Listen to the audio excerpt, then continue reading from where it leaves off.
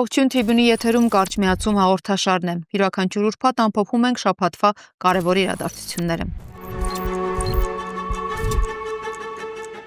Մեր հյուրն է ՀՀԿ գործադիր մարմնի անդամ Էդուարդ Շարմազանովը, ողջույն, պարոն Շարմազանով։ Շնորհակալ եմ մեզ մոտ գալու համար։ Պարոն Շարմազանով, կաթողիկոսի հրաժարականը պահանջող ոմանք ասացին fake,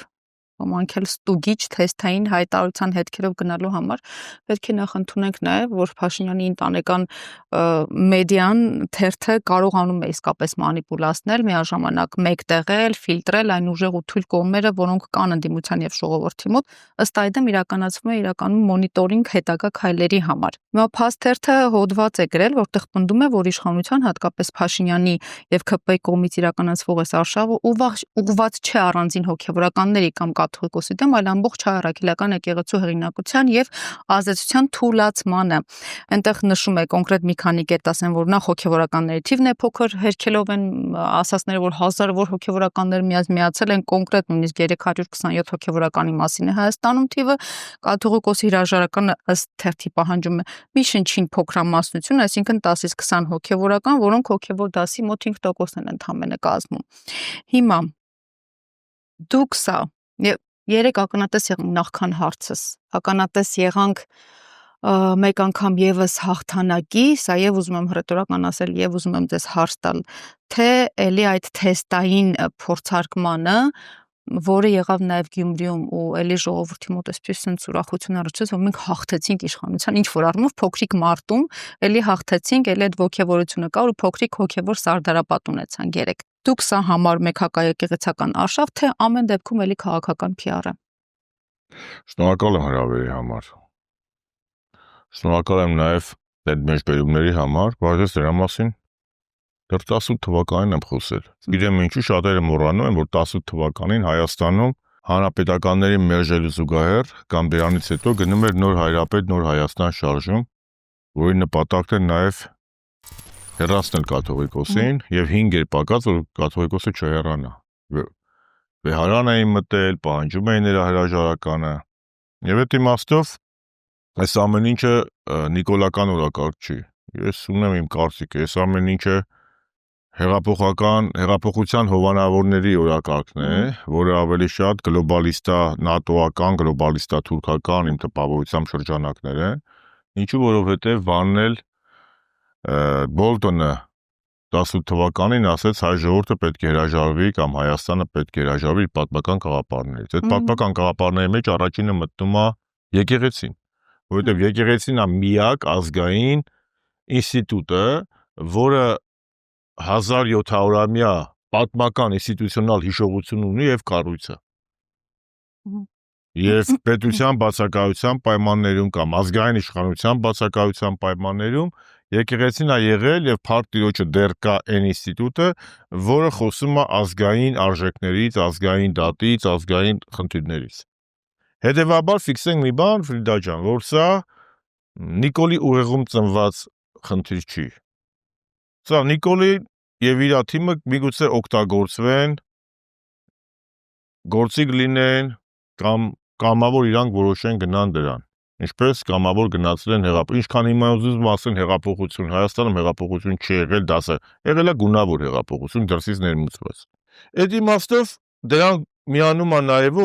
թուրքերը եւ ադրբեջանցիները, որովհետեւ թուրքերին եւ ադրբեջանցիներին զեր չի տալի դա, նույն Փաշազադեն այդ բանն ասել է, չէ՞, քանի ինչքան ժամ 6-7 ամիս առաջ Փաշազադեն ասեց, Ալիևն ասեց ռևանշիստական ուժերին պետք է հեռացնենք, այսօր ռևանշիստական ըստ իրանց թուրքերի եւ ադրբեջանցիների դրամաբանությամբ ռևանշիստական ամենահզոր ուժը եւ կառույցը դա եկեղեցին է, որը խոսում Արցախից խոսված ցեղասպանության դատապարտումից։ Սա մեկ։ Իսկ ֆիքսենք մի բան, որ սա դրսից ներմուծված, բայց նաև Հայաստանի այսպես կոչված տրոյական ձերի կողմից վերցված process է, որի նպատակն է երրորդ հանրապետության վերջին բովանդական եւ էմոցիոնալ հիմքը վերացնել, դա եկեղեցին է։ Երրորդ հանրապետությունը ունեցել է մի քանի հիմնասյուներ, դա ժողովրդավարությունն է, ինքնիշխանությունն է, Հայաստան-Արցախն է, Հայաստան-Արցախ-Սփյուռք եւ եկեղեցի։ Այս մնացածը չկան, մնացել է մենակ եկեղեցին, եկեղեցին արդեն պրոբլեմատիկ վիճակում է։ Հիմա ինչ վերաբերում է հաղթեցին, նոր սարդարապատ տվին, այս տվին, այն տվին։ Ես չգիտեմ ինչու Ես վերջերս սկսել եմ շատ անկեղծանալ, էլի։ Միգուցե չափից շատ։ Այդ ինչ ա եղել այդ նոր, այդ ինչ որ ասում են նոր սարդարապատ, դա ի՞նչն է նոր սար։ Նիկոլ Փաշինյանը այս փուլում իր նպատակին հասել է։ Պարակտել է եկեղեցին։ Մի տարի առաջ կամ 6 ամիս առաջ մենք կարող ենք մտածենք, որ 10 եպիսկոպոս կլինեն, որ կպահանջի վեհապար հրաժարականը։ 2 ամիս առաջ մենք կպատկերացնենք, որ Մայրաթորի դռանը մեր հասարակության 2 հատվածներ ոստիկանությունով բաժանված կլինեն, իրար մեկը մեկին հուդակասի, մեկը մեկին բան։ Ու այս սցենարիստները եւ դրսում եւ կառավարության շենքում խայտարակություն է, բա իհարկե հասել են։ Եկեղեցին եղել է միակ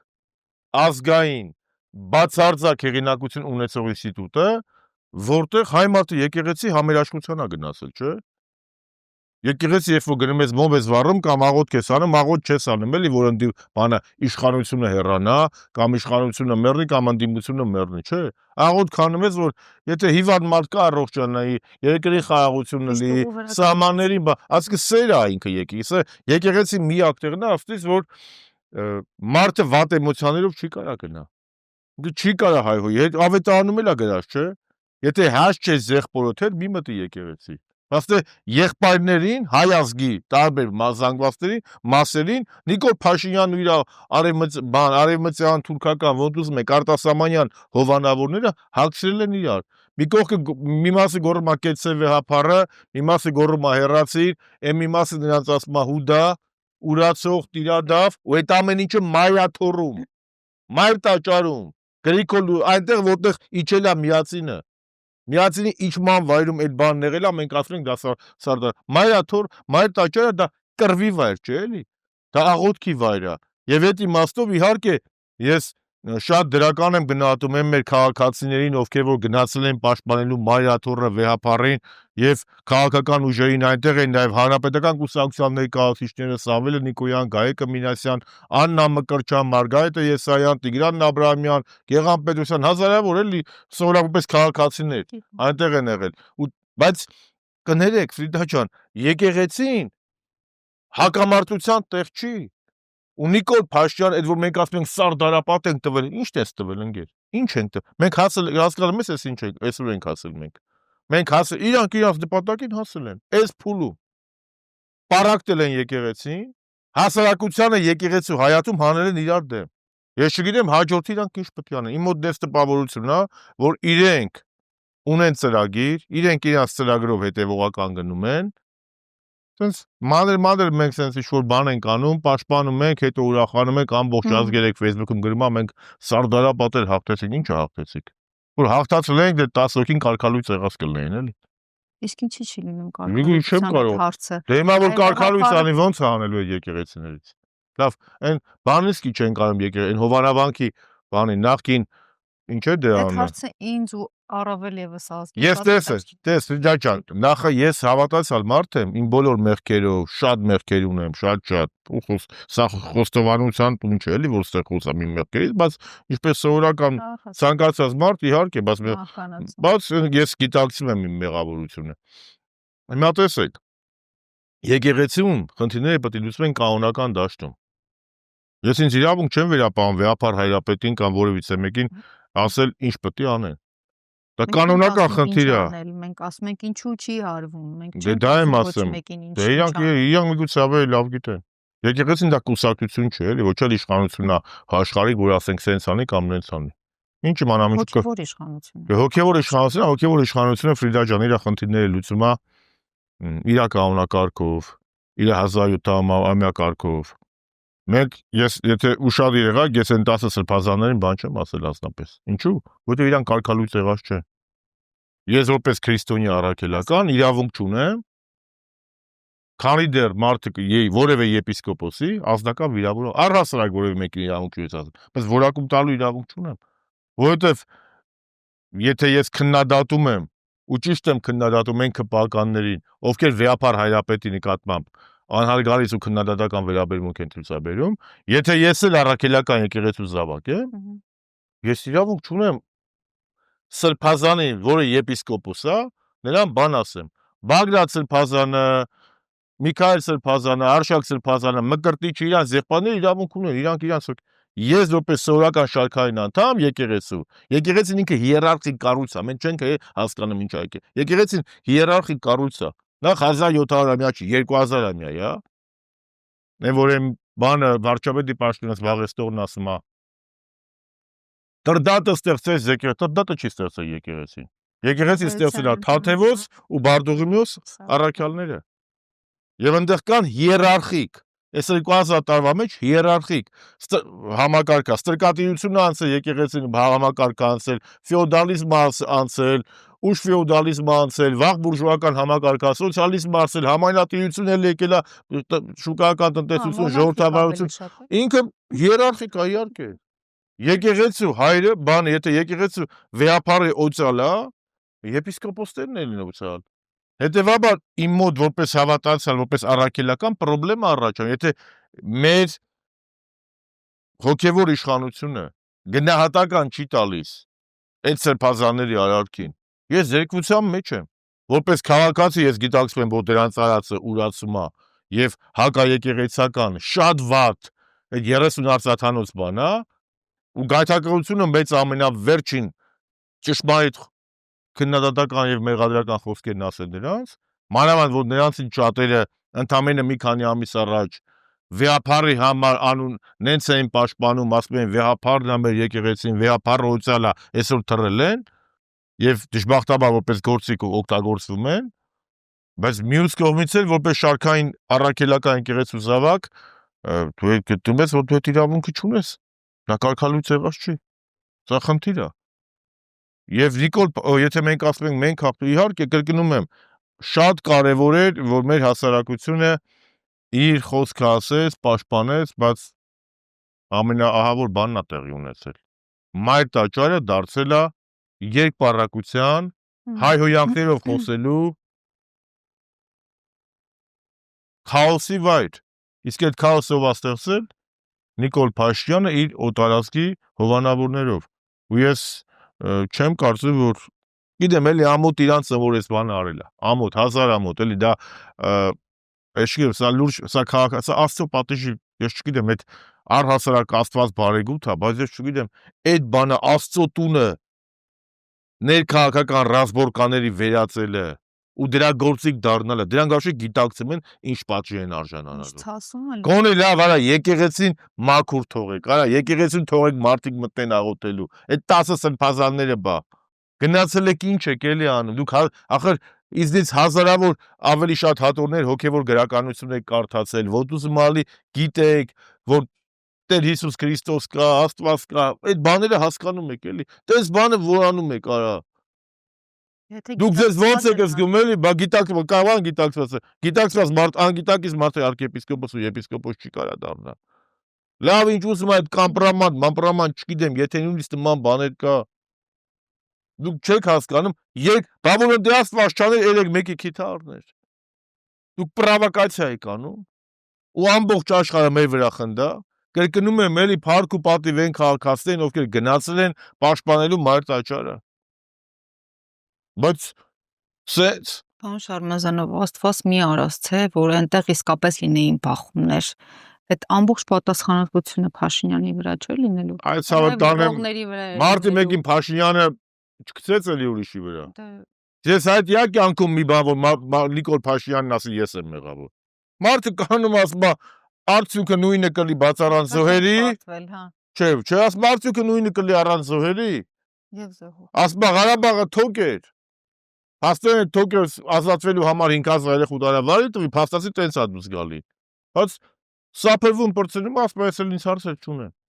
Ամենաբարդ բանը բարոյականության հետ կապերը խզած մարդկանցից սпасել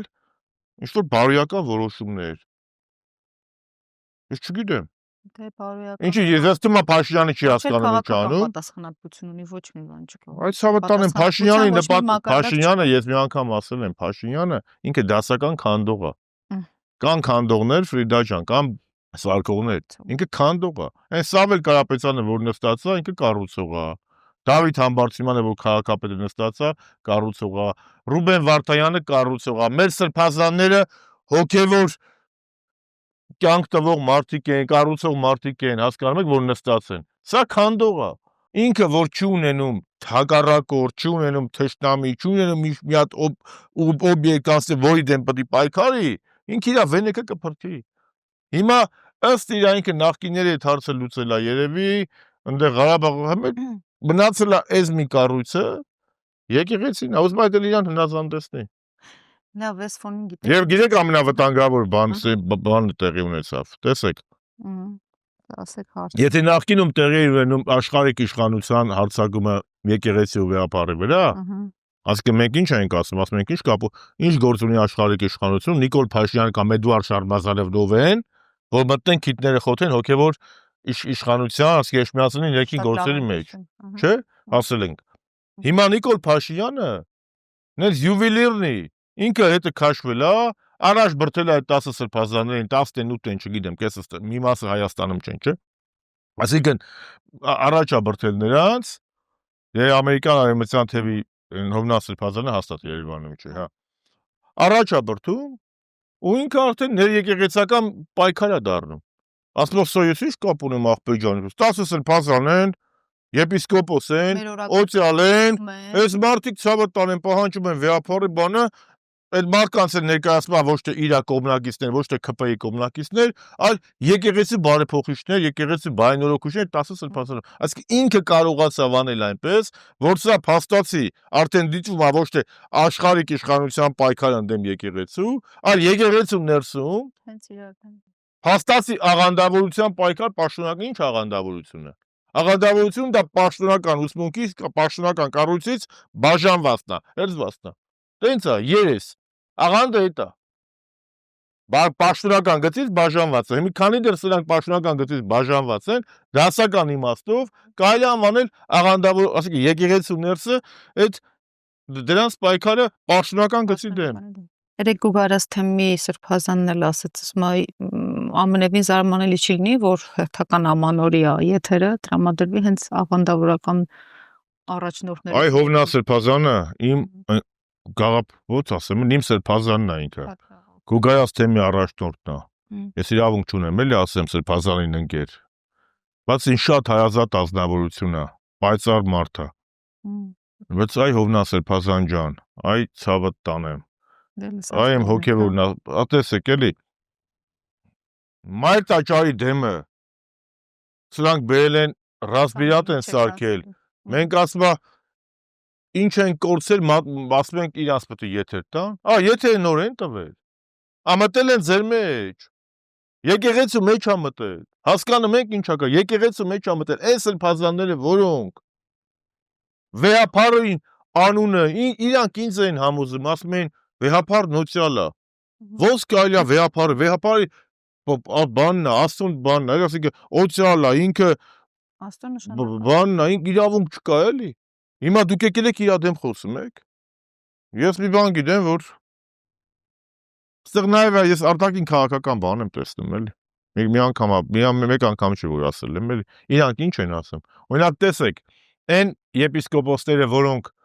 արևմուտքի հետ ունեն բարի դրացիական հարաբերություններ, նրանց հրաժարականը ոչ ԿՊ-ն է պահանջել, ոչ բանը, Նիկոլ Փաշինյանը։ Ու այդ ցուցակում հայտնվում են մարդիկ, ովքեր որ Արցախի պաշտպանության կողմնակից են, ցեղասպանության միջազգային ճանաչման կողմնակից են, ազգային արժեքների պաշտպանման կողմնակից են, Նիկոլի հակահայկական քաղաքականության դեմ են միշտ խոսել եւ նաեւ որոշ չափով նաեւ հայ-ռուսական դաշնակցային հարաբերությունների կողմնակից են։ Դրանց միանգամից ասում են KGB-ի շպիոն։ Բայց որ այն եկեղեց ու կամ ասում են արտաքին, ասիկը տեսեք, այն սրբազանը, որը որ ասում է պարոն վարչապետ, շատ ճիշտ եք անում, որ Եվրամիության հետ խորացնում եք, դա ներքին գործերի խառնվել չի։ Բայց այն սրբազանը, որ ասում է օրինակ պետք է Ռուսաստանի հետ հարաբերությունները խորացնեն կամ մեդալ ստանում, այն Պուտինից մեդալ ստացողը միանգամից դառնում է շպիոն, արևմուտքին գովախսանքի խոսքեր ասողը ինքնիշխանն է, այդ ո՞նց է լինում էլի։ Ես այդ եմ ուզում հասկանալ, ո՞նց է լինում Եվրամիության դրոշը կամ Միացյալ Նահանգների դրոշը կամ որևէ այլ կառույցի դրոշը արևմտյան սեփական օֆիսում տնկած գործիչները դրանք Հայաստանի անկախության ջատագովներ են, իսկ նրանք ովքեր որ իրական անկախության ջատագով են, Արցախի համար պայքարել են, պայքարում են, թույլ չեն տալի, որ Հայաստանը դառնա թուրքական վիլայետ, ու հայ-ռուսական դաշնակցության հարաբերությունների կողմնակից են, նրանք հռչակում են ռսաստրուկ կամ ռուսի շպիոն։ Ունակ սա ոնց է լինում։ Սա էլ է քարոզչական կլիշեներ։ Իսկ ինչ վերաբերում է, ես ասել եմ, անհնար է Նիկոլ Փաշինյանն ու հասնի հաջողության, եթե եկեղեցին ներսից չպառակտվի։ Դժբախտաբար ինքը եկեղեցին որոշ չափով արդեն պառակտել է, ես եւ իմ քահանա ընկերներին եւ իմ եղբայրներին ասեմ, եթե հնարավորություն չլինի եկեղեցին ներսից պառակտել, ոչ մի բան չի կարելի։ Եթե մնա, ես տեսեք, ես վեհապարի հետ շատ եմ էլի զրույցներ ունեցել, մինչև ես իրան շատ լավ ճանաչելով ես հասկանում եմ, որ գիտեն, եթե վեհապարը նույնիսկ միայնակ էլ մնա, ինքը պարզ է, երեք մեր հասարակությունը ցույց տվեց, որ ինքը միայնակ չի մնա, ինքը հրաժարական չի տալու, որովհետև ինքը գիտակցում է, որ սա իր ազգական խնդիրը չէ, սա մի ամբողջ 2000-ամյա ազգային ինստիտուտի խնդիր է։ Ու եթե այսօր Նիկոլ Փաշինյանին կամ նրա արտաքին հովանավորներին կամ այդ 10 պաշտոնական գծից շեղված սրբազաններին բան ալնում հաջողվել է այս անել, վաղը մենք չգիտենք ինչ կլինի։ Դրա համար մենք պետք է մեր հավատացյալները պինդ կանած լինեն, բայց ամեն ինչ կախված է եկեղեցու ներսից, ես չգիտեմ ոնց կլինի, ինչ կլինի, ես ապավինում եմ միայն Աստծուն, մեկ էլ մեր ժողովրդին, էլի, բայց էլ եմ ասում, ցավում եմ, արդեն խայտարակվել պրծել ենք բոլնի, ու ցավում եմ, որ մայր տաճարը համ ներսը, համ տարածքը Նիկոլ Փաշինյանին հաջողվեց դարձնել քաոսի կենտրոն։ Ու չեմ կիսում այն մարդկանց կարծիքը, որ մենք Սարդարապատ հաղթեցինք բաման, մանավանդ այդ Սարդարապատի հաղթանակը փառք ու պատիվ, բայց չգիտեմ, շատերը չգիտեն էլի, որ Սարդարապատի հաղթանակից 2.5 տարի հետո թուրքերը Երևանի մատույցներում էին։ Դա շատ կարևոր է Սարդարապատի հաղթանակները պահելը։ Մենք կոնտեքստից հանում ենք, ասում ենք Սարդարապատ տվեցինք, բայց Սարդարապատից հետո ինչ եղավ 2.5 տարի հետո։ Կարճի շողություն։ Ալեքսանդրապոլի պայմանագիր եղավ։ Սարդարապատին պետք է արժանի լինել։ Սարդարապատ հաղթելուց ավելի կարևոր է Սարդարապատի հաղթանակը պահելը։ Արցախում էլ ենք հաղթել 90-ականներին ու 2016-ին։ Բայց եկավ մի հատ, ինչպես կասե Տեր-Պետրոսյանը, ազգակործան պատուհաս տենց է, չէ՞ ասեմ, հա։ Որը ամբողջ այդ մեր հաղթանակները վարի տվեց։ Ինչպես ասում են, չեմպիոն դառնալը հեշտ է, չեմպիոնության գագաթին մնալն է դժվար։ Լավ չեմ հիշում, բայց ցավոք հոգևոր հայրերից ով էր ասել, պարոն Շարմազանով, որ այս ամբողջ process-ները մանավանդ երբ որ արդեն իրենց խոսքով ասած Դավաճան հուդաներ արդեն հայտնվեցին իրենց մեջ հենց, դա մի process է, որը բյուրեղացնում է եկեղեցին։ Հիմա քաղաքական առումով էլ հնարավոր է արդյոք որ Փաշինյանն է բյուրեղացնում քաղաքական դաշտը։ Հələ այդ երկու եզրով էլ մի հատ հասկանանք։ Առաջին ասում միգուցե, նախ ասում այն ինչ որ լինում է Աստծո կամքն է։ Մեծ այդ ինչ լինում է, Աստված թույլ է տալիս։ Դա մենք չգիտենք էլի։ Այդ արդեն մյուս հարցն է։ Մենք չգիտենք։ Հիմա եթե սա հոգևոր զրույց է գոնե, ես կարամ հոգևոր թեմաներով խոսամ։ Եթե քաղաքական տրամաբանությամբ քիչ քաղաքական հոգևորը միշտ չի որ իրար բռնում է, էլի։ Դրա համար հիմա բայց շատ են բախվում, շատ։ Դե բախվում են, չէ, որովհետև հոգևորը ինքը ժամանակից եւ տարածությունից դուրս է։ Քաղաքականը այսօրվա արդյունք ու շահ է պահանջում։ Հիմա մենք խոսում ենք հոգևոր առումով, ասեմ, որ այո, առանց Աստծո բարձրալի թույլտվության ոչ մի բան չի։ Գրած է, չէ՞, առանց իմ կամքի ծառի վրա նույնիսկ տերևը չի շարժվի։ Ամեն ինչ ավետարանում Աստվածաշնչում գրած է, ես նոր մեկություն չպետք է ասեմ։ Իհարկե ամեն ինչ։ Այսինքն Փաշինյանն էլ է Աստծո կամոք։ Ոչ։ Բայց կարա Աստված թույլ տա, կարա Աստված, ասեմ, կարա Աստված թույլ տա, որ զտումը լինի։ Այդ բյուրեղացումը լինի։ Զտումը լինի, դա զատիկ է, դա զտումը լինի։ Մաքրվի։ Հիմա որ 18 թվականի հեղափոխությունը չլներ։ Օրինակ դուք Էդուարդ Շարմազանով քաղաքական գործի արժեքը դժվար իմանայիք էլի, ասելու եք հերթական մի հատ, ես չգիտեմ էլի, հերթական մի հատ կարիերիստ է, լավ։ Բայց մի գոնե նույնիսկ իմ քաղաքական հակառակորդները Ինձ, Արշակցյան Արմենին, Զաքարյան Արտակին, մեր բոլոր թիմին, էլի չեմ ուզում բոլորի անունները, բոլորին, ովքեր որ մնացել իրանց սկզբունքներին հավատարիմ, դա հարգանքի արժանի պահվածք է, չէ՞։ Հիմա եթե այս ամեն ինչը չլներ, այս սրբազանները, որոնք այսօր պահանջում են վեհապարի հրաժարականը, իսկ նրանցից ոմանք ինձ էին համոզում 18 թվականից հետո հոգևոր ապացույցներ բերում, որ վեհապարը սոցիալ է եւ վեհապարի դեմ դուրս գալը դա իր անձի դեմ չի, այլ մեր եկեղեցու դեմ է, դա թույլատնում է մեր 1700-ամյա եկեղեցի, իրանք էին ասում։ Հիմա ես դրանցից 2-3 հետ շատ մտերիմ հարաբերություն եմ ունեցել, շատ մտերիմ, անունները չեմ ուզում տա։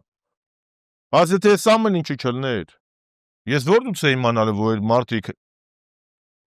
կարող են նաև զտվել եւ մի պահ հեռանալ վեհապարից եւ եկեղեցուց։ Տեսեք, մի քանի ամիս առաջ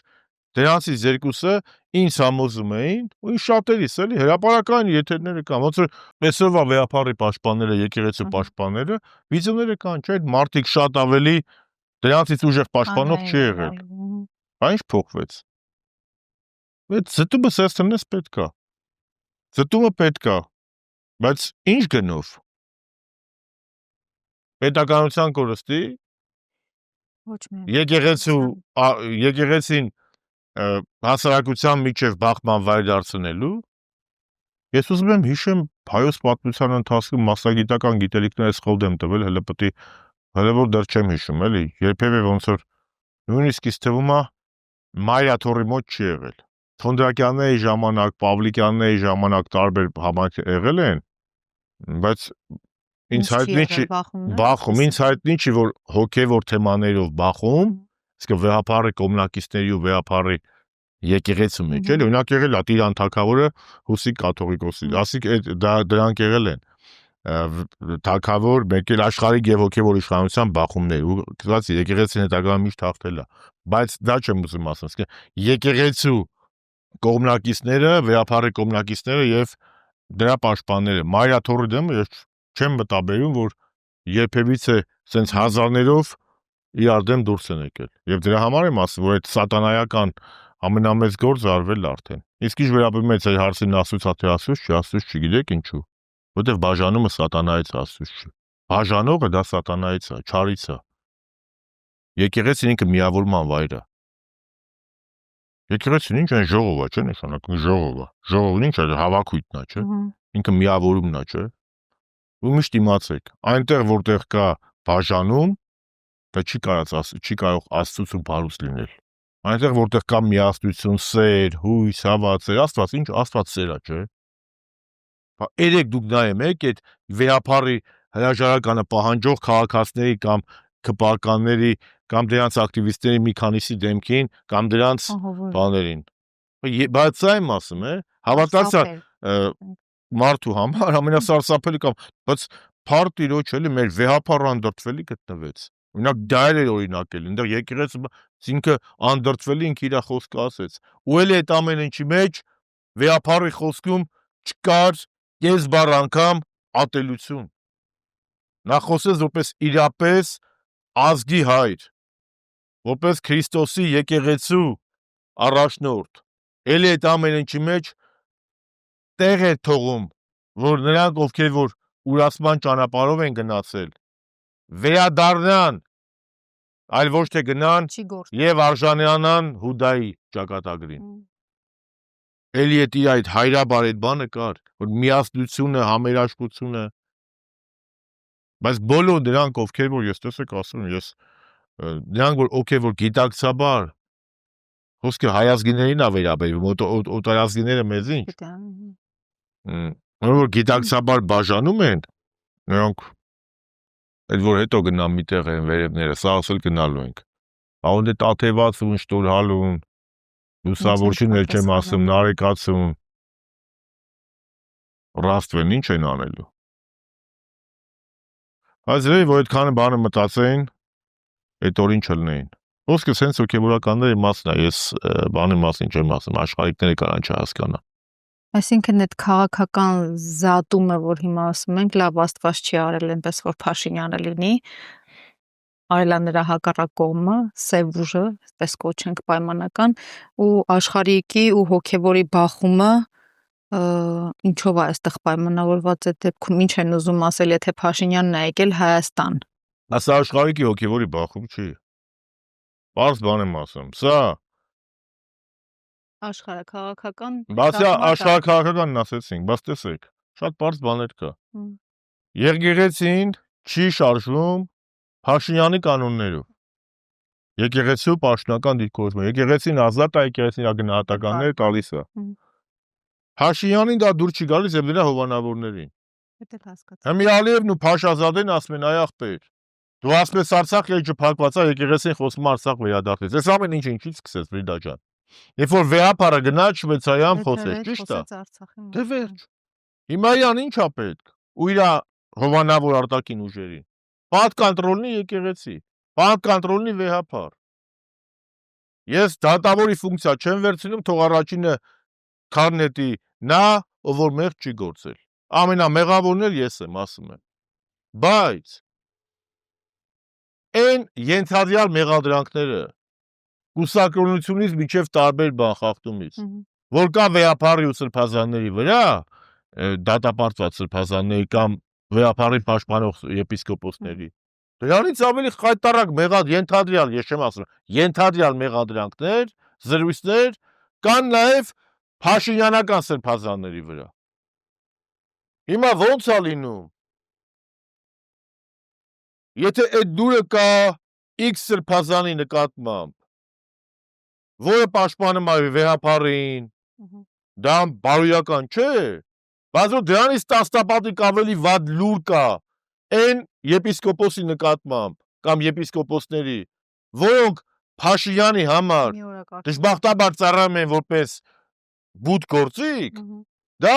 չեն քննարկում։ Այդ ո՞նց է լինում։ Հա դրանից եկում երկակի ստանդարտներ չկա, պարզ մարդիկ պետք է բան անեն, չէ։ Ես էլ եմ ասում, ես ինձ իրավունք չեմ վերապահում, քանի դեռ մարդիկ կարգալույծ եղած չեն, որևէ մեկի հանդեպ թթու, ոչ թե թթու, ոչ արժանի են իրանք դրան, բայց ես չեմ կարա դա ասեմ, որովհետև եթե ես եկեղեցի մտնում եմ, ես եկեղեցի կանոններն ընդունում եմ, ես իրավունք չունեմ եպիսկոպոսին բան ասեմ։ Համամիտ չլինելով, հասկանում եք, կարգալույծ որ լինեն, շատ ավելի ազատ կարտահայտեմ իմ կարծիքը։ Դե վեհապարն իր խոհեմությամբ ու անսասանությամբ արդեն մեզ օրինակ է, որ այս պահին պետք էլ չի որևէ բան անել իրականում, ես եթե նախորդ պահին ունեի այդ հարցը ինչի չի անում կարգալույծ, ինչի, ես ստացա իմ պատասխանը, որովհետև հասկանալի է վեհապարի դիրքորոշումը։ Դե երևի տեղա թողում զրճման, ապաշխարության, միգուցե Միքայել Սրբազանը դատարանում ասեց, չէ, եթե ասես իրանք պատրաստ են Պետրոսի այդ գիտակցված տանջանքների ճանապարհն ասնեն, կընդունենք, բայց այդ հեշտ է։ Ես գիտեք, որ Պետրոսն 3 անգամ ուրացավ, հետո դրանից հետո նենց մի անգամից հետ եկավ, չէ, այդ տանջանքներով է, չէ, այդ ճանապարհը։ Ես չգիտեմ, էլի ես լուրջ եմ ասում, ես սովորական շարքային քաղաքացիները, որ ԿՊԱ-կաններն անում են, ասում եմ, ներ իրենց տեր, քանի որ չեն հասկանում ինչ են անում։ Ուզում եմ ասել, երբ ենք տեսնելու իրենց տանջանքները, բայց այդ չէ, մենք։ Բայց այն հոգևորականները ամենակ սրբազաններ չեն, ես երենոր իմացել եմ մի հատ հոգևորական, որին ես հարգել եմ, ասում եմ, դա էլ է եղել վեհապարի հրաժարականը պահանջողների մեջ։ Հաստատի եղել է թե զրպակ։ Չէ եղել, անդե է եղել։ Մի հոգևորական, չեմ ասում բան, էլի, ինքը քահանա, լավ։ Բայց դրանց կողքը կա նաև Տեր Վրդանեսը։ Նախ առողջություն եմ մաղթում Տեր Վրդանես ջան, ախպեր ջան, մեր օձունի քահանաներ, հիմա արդեն մի քանի տարի ստեղ է, օձունում է շատ լավ համայնք ստեղծեց Տեր Վրդանեսը, երեք այդ պայքարի թողոբոյի մեջ առողջական խնդիրներ ունի, Աստծով Տեր Վրդանեսը կառողջանա, եւ ես հիացած եմ այն քահանայական դասով, որոնք միգուցե ի տարբերություն շատ ու շատ այլ մարդկանց ունեն ավելի շատ տնտեսական, կենցաղային, սոցիալական խնդիրներ, բայց պիտ կանգնած են եկեղեցի ու վեհապարի շուրջ ու պայքարում են։ Ես հիացած եմ ու շատ ուրախ եմ, որ իմ ընտանեկան բոլոր միջոցառումներն ու մկրտությունները արել են մարդիկ, որոնք ճշմարիտ եկեղեցու վեհափառի ու մեր ազգային արժեքների այսօր էլ պաշտպաններն են։ Հարկ Տիրոջը Աստված ավել չհամարի, որովհետև ես ունեմ շատ մտերիմ մարդիկ, որոնք մտածում են էլի, ասում մեր երեխուց մկրտությունը սա է արել, մի գնանք